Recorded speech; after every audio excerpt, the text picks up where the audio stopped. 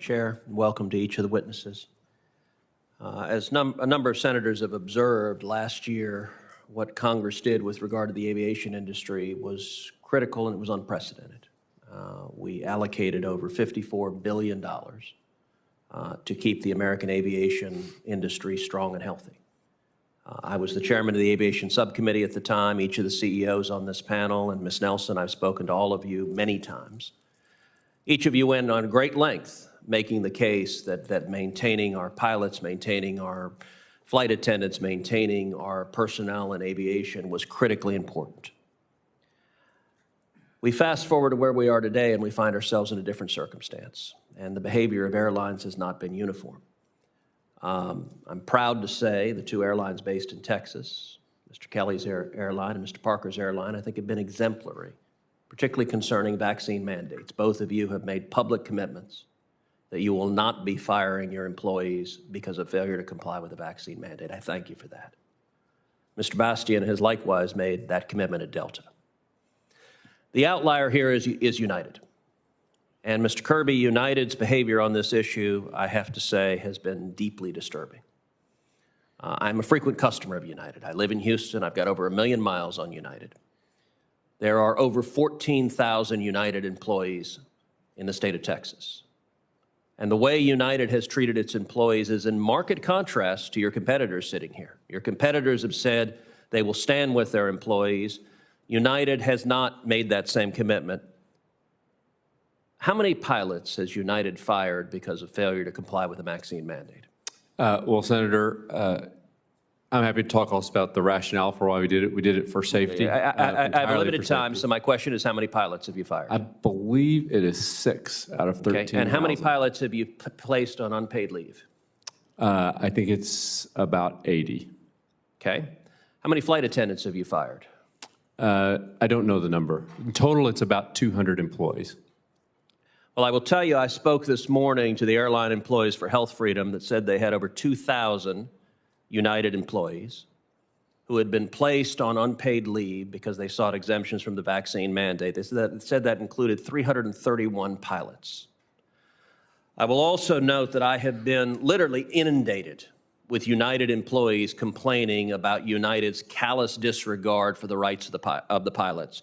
One of the messages was from a pilot who flew for United for more than 2 decades, who applied for and received an exemption from your vaccine mandate on religious grounds, and who was subsequently placed on leave with no pay and no benefits, including no medical insurance.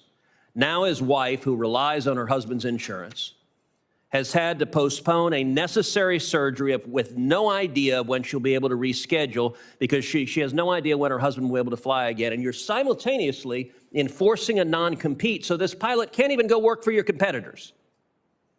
Another message I received from another pilot, a constituent, self-described proud Texan, flew for the Air Force for almost 3 decades, including missions in Asia, now finds himself on indefinite unpaid leave with a denial of all benefits to include medical, dental, vision, insurance, disability, travel privileges, crew member access to jump seats, denied access to his retirement savings.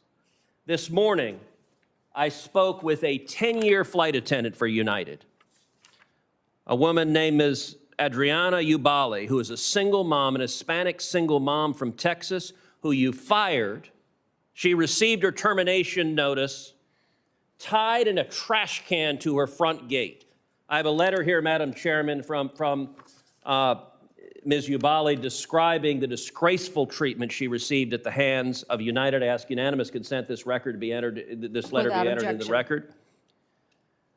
Just recently, you're being sued by your employees for mistreating them, for violating their terms of employment. Just recently, the Fifth Circuit Court of Appeals Judge James Ho, someone I know very well, an exemplary jurist, wrote an opinion in which he described the likelihood of your employees succeeding on the merits as the claims against you, quote, appear compelling and convincing at this stage. And I want to read what Judge Ho wrote about United. Title VII forbids employers from retaliating against employees who attempt to exercise their statutory rights.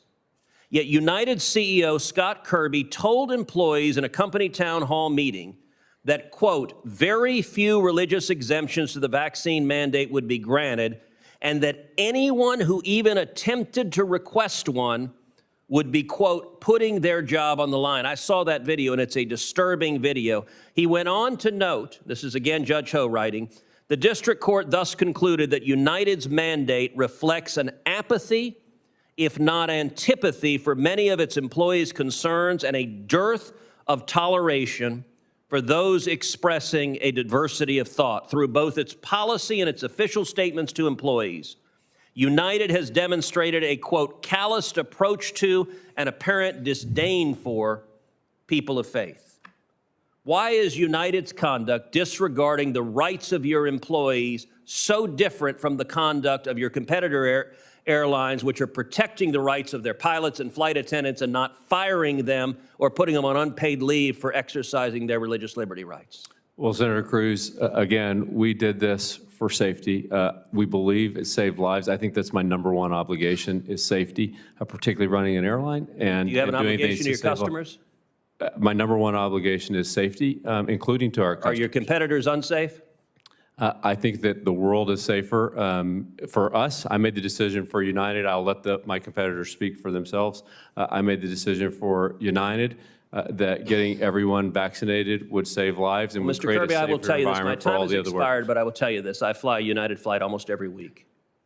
Almost without exception, when I'm on one of your flights, I get stopped by a pilot or a flight attendant, often multiple pilots or multiple flight attendants, who say, thank you for fighting for us. Your employees are being mistreated, and it's disappointing. Your company is better than this, and what you're doing is wrong.